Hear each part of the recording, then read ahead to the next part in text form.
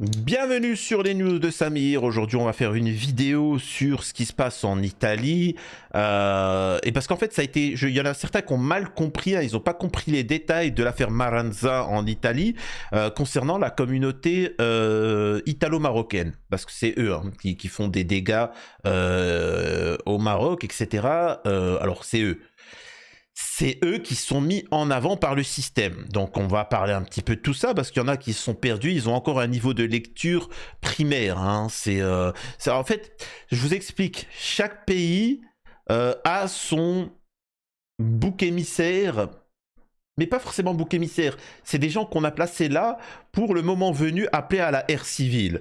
Donc je rappelle que le moment venu, par rapport à l'Italie, nous avons eu l'Angleterre qui, il y a très peu d'Algériens ou de Marocains, c'est plus de l'immigration pakistanaise, hindoue, enfin tout ce que tu veux, voilà.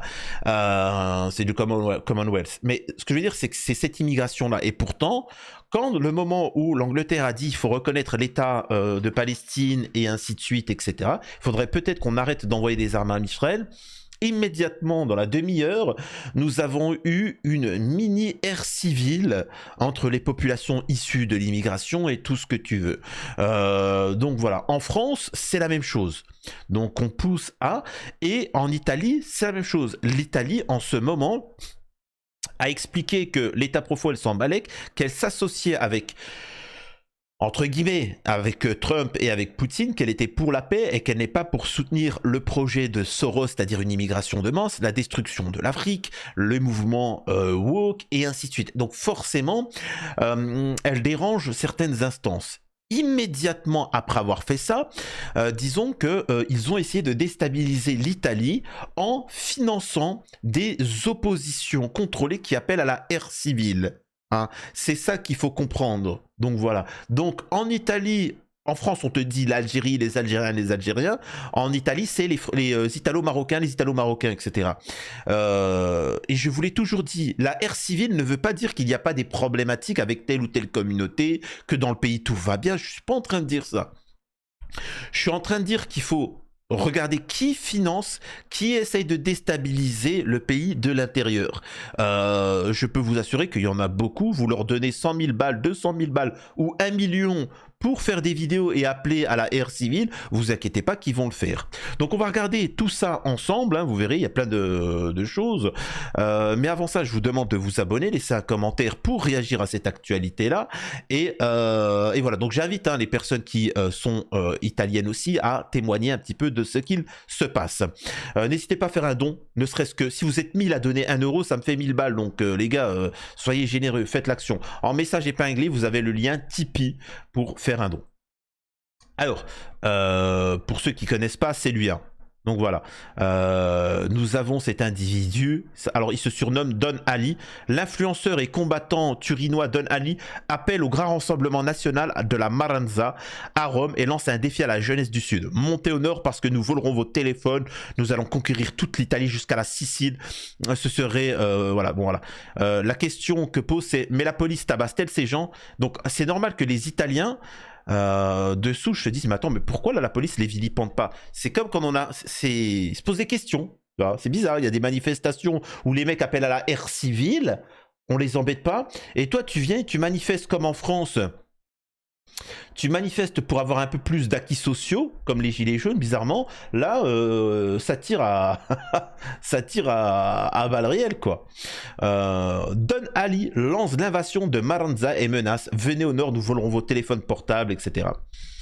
Don Ali revient sur l'actualité et une nouvelle sortie virale, appelant cette fois-ci tous les Maranza d'Italie, alors c'est les franco-marocains issus de l'immigration, etc., à unir leurs forces. Alors, vous allez comprendre hein, qui est, c'est quoi. Pour une conquête fantôme du Sud, en partant de Rome et en arrivant jusqu'en Sicile. La vidéo, comme toujours, est conçue pour provoquer une réaction immédiate. Une déclaration exagérée, un ton entre sérieux et facétieux, les expressions faciales habituelles qui rendent impossible de comprendre ce qui est vrai de ce qui est faux, la provocation, tout cela assaisonné par la théâtralité, etc. Nous appelons tous les Maranza qui sont en Italie, nous conquérons d'abord l'Empire romain et là, nous descendons en Sicile, nous allons vous montrer la vraie vie. etc. Alors, il faut bien comprendre que ce n'est pas une blague. Hein. C'est-à-dire qu'en Italie, c'est une dinguerie. C'est pas... Ils sont 200 et ils descendent et ils foutent... Enfin, ils font un bordel monstre et la police ne fait rien. Pourquoi? Pourquoi le système a du mal à lutter contre ces gens-là? Mais qui est Don Ali? Né en 2001 au Maroc et élevé en Italie, plus précisément à Turin, dans le quartier de Barriera, il s'est fait connaître en 2019 en tant que streamer sur Twitch, gagnant en popularité grâce à une série de contenus extrêmes qui mélangent divertissement limite et défis de plus en plus audacieux. Au fil du temps, il est devenu une figure de division, un symbole de la sous-culture maranza pour certains, un exemple de décadence sociale pour d'autres.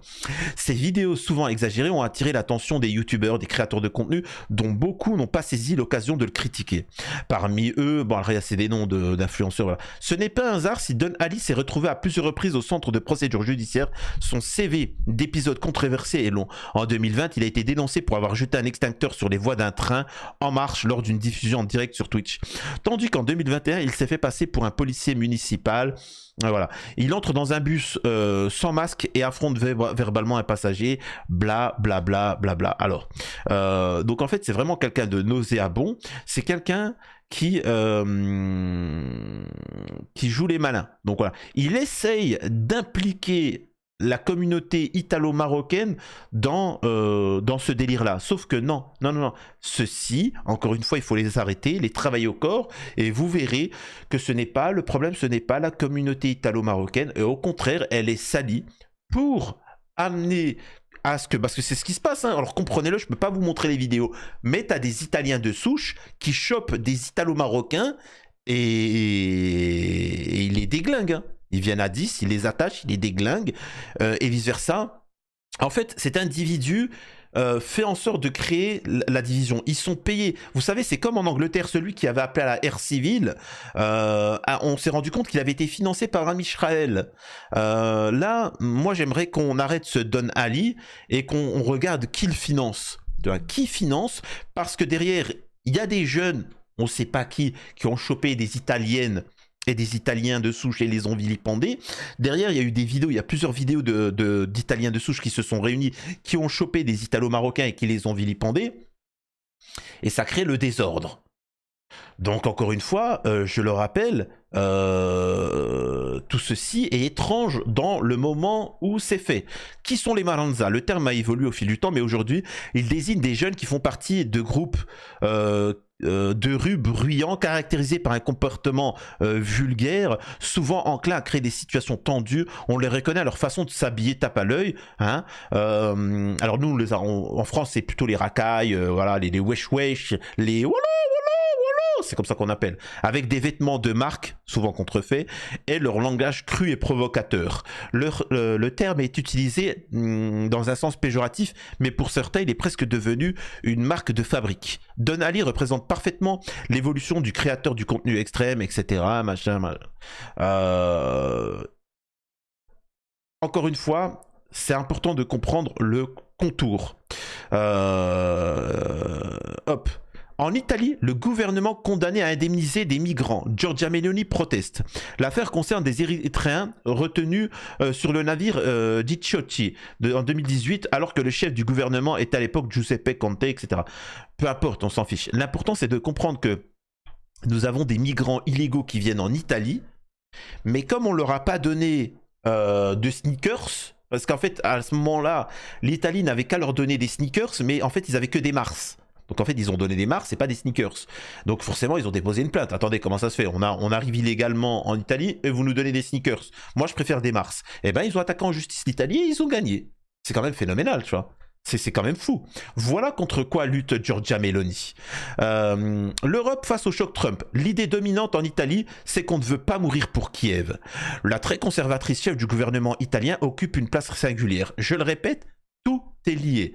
Comme vous voulez pas mourir pour l'État profond, l'Ukraine, etc., eh ben, on va créer le chaos dans votre pays. On va faire la guerre chez vous, tu vois.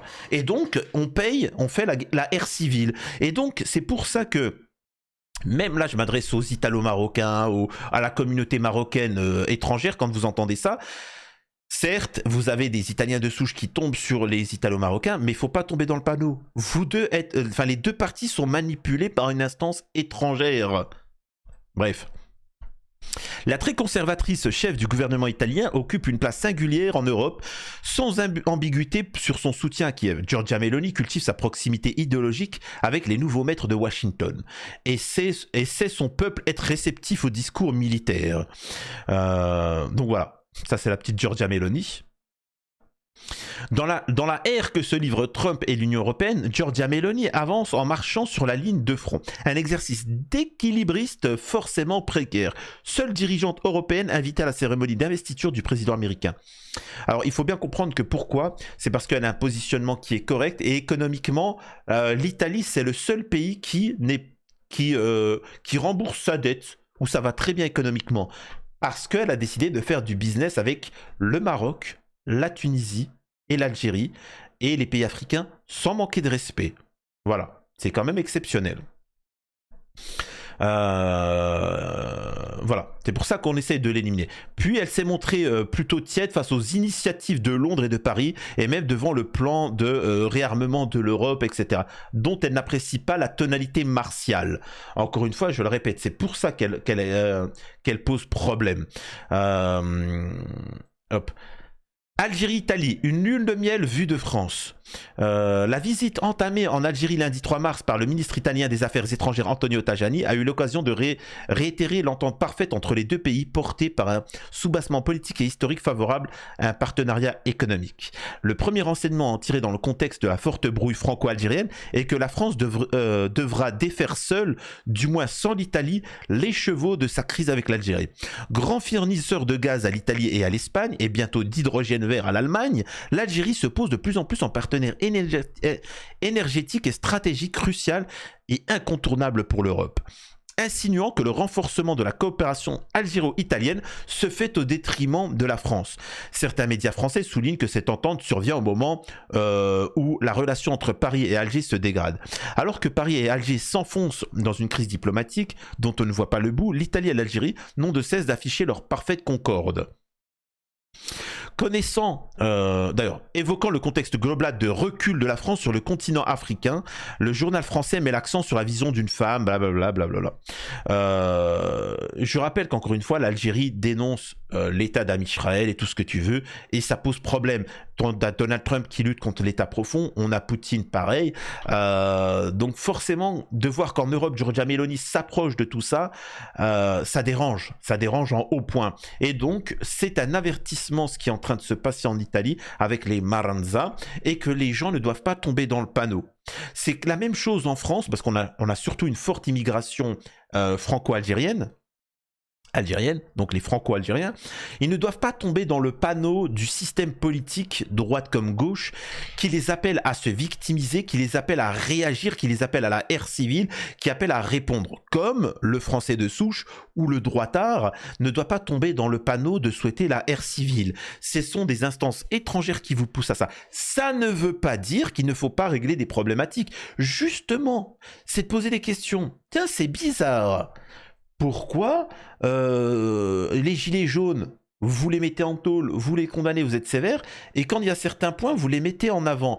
Pourquoi, par exemple, je dis un point, pourquoi nous avons des gens qui disent Free Palestine, qui appellent à un cessez-le-feu, sont convoqués au tribunal, et derrière, nous avons des individus amis très proches de Jacques Attali, c'est-à-dire Juan Branco, qui explique comment fabriquer une guillotine pour guillotiner la Macronie, Macron, tout ce que tu veux. Je vous pose une question. Vous pensez que si moi demain je fais une vidéo et je dis regardez, je vais fabriquer comment faire une guillotine pour couper la tête de Macron, vous pensez qu'il m'arriverait quoi? Vous penserez pas que je serais convoqué, que je serais en tôle, que machin, que ceci, cela? Alors pourquoi il lui arrive rien? Réfléchissez. Tout ça, ils veulent la destruction. L'Italie, c'est vraiment une extrême droite patriotique, à la différence de la France. Elle a toujours soutenu l'Afrique. Elle a toujours expliqué que les pays africains étaient volés, spoliés, détruits, colonisés. Et ceci, ça créait la misère dans ces pays-là. Et tu avais des instances qui appelaient à une immigration de masse. Là où en France, on t'explique qu'ils sont l'extrême droite française qui est complètement sionnard, vous explique qu'ils sont pour l'immigration. C'est pour ça que même moi, quand je parle à des droitards, à des mecs d'extrême droite, ils comprennent pas. Ils me disent, nous, on est l'extrême droite, t'es où, toi? T'es plus loin que nous. Eux, ils sont pour une immigration, mais de gens qui aiment la France, de ceci, j'ai pas compris, tu vois. Non, il n'y a pas d'immigration à avoir. Et Giorgia Meloni t'explique qu'elle n'est pas pour l'immigration. Chacun chez soi. Mais elle est pour justement d'arrêter que certains pays, comme la France, enfin l'État profond, spolient les richesses africaines, dominent, créent des tensions, des guerres civiles en Afrique, et tout le monde sera content, tout le monde sera chez lui, on développera, on vivra tous tranquillement. Là où en France, on appelle à la haine de l'Afrique, à l'intervention de l'Afrique, à déstabiliser l'Afrique, et ensuite d'accueillir cette immigration, et ensuite cette immigration de créer des tensions dans les pays en question. Donc voilà un petit peu. Et ce qui fait peur, c'est qu'en France, il n'y a aucune alternative politique concrète. En Allemagne, il y en a. En Italie, on a Giorgia Meloni, on a Trump, etc. En France, on n'a strictement rien.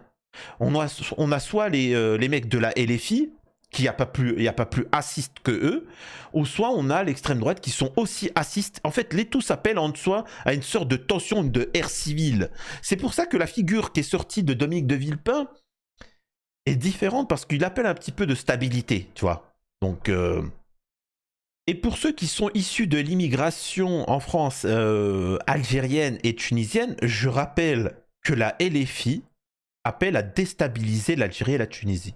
Ils appellent à attaquer ces pays parce qu'ils ne sont pas d'accord. Ils ne sont pas d'accord avec la visée politique de ces pays-là. Ils t'expliquent que certes, ils votent, alors que dans les pays arabes, ça vote pas. Hein. C'est de père en fils le machin. Et comme démocratiquement, c'est Rima Hassan ce qu'elle avait dit, démocratiquement, le président tunisien anti-Sionard a été élu, elle a décidé de lui faire la haire. Donc voilà. D'ailleurs, pour certains qui me disent non mais Samir, la LFI soutient l'Algérie là en ce moment. Non, ils crachent sur l'Algérie. Ils critiquent le gouvernement. De temps en temps, ils essayent de dire du bien. Tout ça pour essayer de gagner le vote des Franco-Algériens. Non, ils vous ont craché dessus. Faut qu'ils assument. Maintenant qu'il y a Dominique de Villepin, ils ont peur. Donc ils essayent d'être un petit peu plus gentils. Ces gens sont nauséabonds. Ils sont là pour la destruction de vos pays. Que ce soit en France, quand vous écoutez la LFI, elle est pour la destruction de la France. Elle est pour la destruction de l'Algérie, de la Tunisie. Ces gens-là sont nauséabonds. Et derrière, nous avons des gens de droite qui sont de la même manière appellent à la haine en Ukraine. Nous avons quand même une extrême droite qui appelle à la haine en Ukraine pour le pass sanitaire, le pass écologique, qui sont pour la haine contre l'Algérie, mais qui sont pour une immigration, mais il faut aimer la France. Mais c'est quoi cette extrême droite? Là, je m'adresse à toi, là, le patriote à fleur de lys qui veut essayer de me critiquer. Tu es quand même en train de me dire que tu es pour une immigration, pour aller en Ukraine, Enfin, tu te poses pas des questions. Tu te poses pas des questions sur le camp dans lequel tu es. Donc voilà, j'espère que cette histoire concernant ce qui se passe en Italie, ça a permis de vous éclairer, de pas tomber dans le panneau, les enfants, hein, encore une fois. C'est le même type qui se passe en Angleterre, qui se passe aux États-Unis, ou etc. C'est des fake news, enfin c'est pas des fake news, c'est des trucs montés pour justifier la guerre civile. Dites-moi ce que vous en pensez en commentaire, si vous avez plus d'infos, et à la prochaine sur les news de Samir.